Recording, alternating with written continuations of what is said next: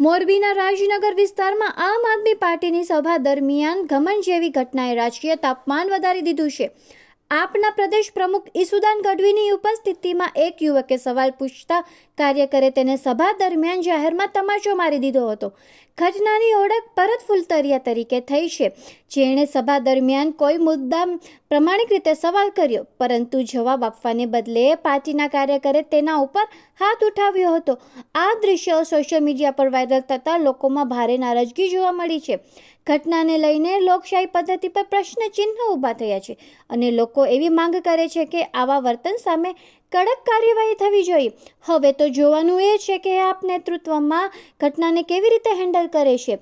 વધુ સમાચાર માટે બન્યા રહો રાજકોટ કી આવાજ ન્યૂઝ સાથે। તમે એમ કહો કે કરપ્શન નથી કરતા, 12 મહિના જેલમાં રહ્યા, રાજીનામું ન દેવું પડે। નહીં, તમારા પૂરા થયા પ્રશ્નો નથી થયા।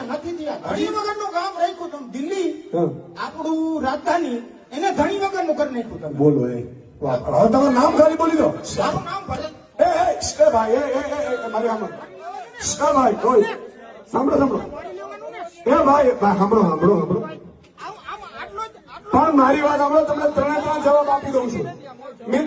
તો મિત્રો, ટ્રમ્પના પત્ની આવ્યા હતા, ભાઈ નરેન્દ્રભાઈ લઈને આવ્યા હતા,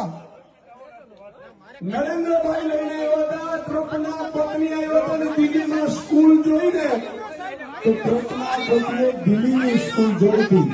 આ આપણી કામની રાજનીતિ છે। અને એટલું નહીં, એ કહેતા હતા કે 100 કરોડની દારૂની આ હેરાફેરી કરી।